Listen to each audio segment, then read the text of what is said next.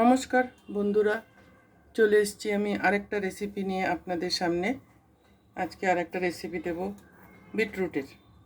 তো এর মধ্যে দিয়ে দিলাম ছোট এক চামচ কালো জিরা, একটা ছোট শুকনো লঙ্কা চিড়ে দিলাম, কারণ বিটরুট হচ্ছে একটা।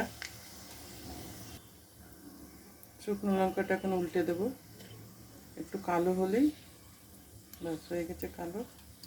এখন দিয়ে দেবো এর মধ্যে রসুন কুচি, 10টা রসুন থেতো করে দিয়েছি, রসুনের কোয়া, 10টা রসুনের কোয়া, 2টো কাঁচা লঙ্কা চিড়ে দিয়েছি। দিয়ে যেমন ঝাল খাবেন দেবেন, আমাদের সবাই ঝাল কম খায়, আমি খাই বেশি, তা আমি অনেক সময় কাঁচা লঙ্কা খাওয়ার সময় একটা নিয়ে নিই। হয়ে গেছে। এখন দিয়ে দেবো একটা বড় পেঁয়াজ কুচি।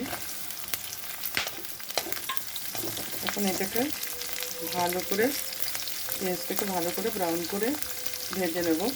তার মধ্যে দিয়ে দেবো একটুখানি নুন, যাতে তাড়াতাড়ি ভাজা হয়ে যায়। তেলটা ছিল 2 টেবিল স্পুন, হাই ফ্লেমে গরম করেছিলাম, লো করে দিয়েছিলাম। দিয়ে কালো জিরা, শুকনো লঙ্কা, রসুন, কাঁচা লঙ্কার পেঁয়াজ দিলাম। এখন গ্যাসটা বাড়িয়ে এটা ভালো করে ভেজে নেব। পেঁয়াজটা ভাজা হয়ে গেছে, দেখুন গোল্ডেন ব্রাউন হয়ে গেছে। এখন দিয়ে দেবো এই একটা বিটরুট, ওটা ওজন ছিল 250 গ্রাম। এটা আধা ঘন্টা ভিজিয়ে রেখেছিলাম, খোসা ছাড়ানো ছাড়িয়ে। তারপরে, কারণ এটা কাটার আগেই ধুয়ে নিতে হয় না, এটা সমানে ওই লাল রঙটা বেরোতে থাকে। দিয়ে তারপরে গ্রেট করে নিয়েছি গ্রেটারে।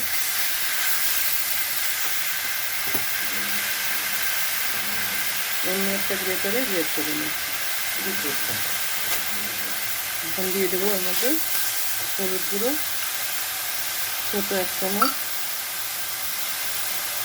আর একটু লঙ্কা দেবো, ওই লঙ্কা বলছি সরি, নুন। অতটা পেঁয়াজের মতন দিয়েছিলাম, একটু স্বাদ মতো নুন দিয়ে এখন এটা ভালো করে বানাবো, কষিয়ে নেবো ভাজা করে।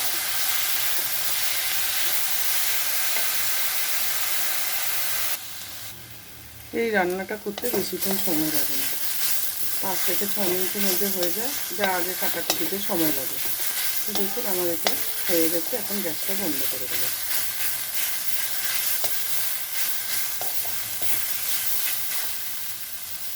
তৈরি হয়ে গেছে আমার আজকের রান্না বিটরুট দিয়ে। বিটরুট, তো বিটরুটের রান্নাটা কেমন লাগলো অবশ্যই একবার জানাবেন আমাদেরকে কমেন্টে লিখে।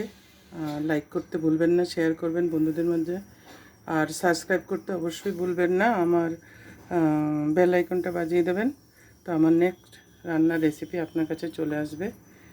আশা করি আপনাদের এই রেসিপিটা খুব ভালো লাগবে। বিটরুট ভাজা বলতে পারেন, বিটরুটের শাক বলতে পারেন, যেটা আপনার ইচ্ছা, বিটরুটের চচ্চড়িও বলতে পারেন। তা বিটরুট আমরা ভাজাই বলি, বিটরুট ভাজা। তো এটা গরম গরম ভাতের সঙ্গে খুব ভালো লাগবে। তো আজকের রেসিপি এখানেই শেষ করলাম। টাটা, বাই বাই, আবার দেখা হবে আরেকটা রেসিপির সাথে। ভালো থাকবেন, সুস্থ থাকবেন।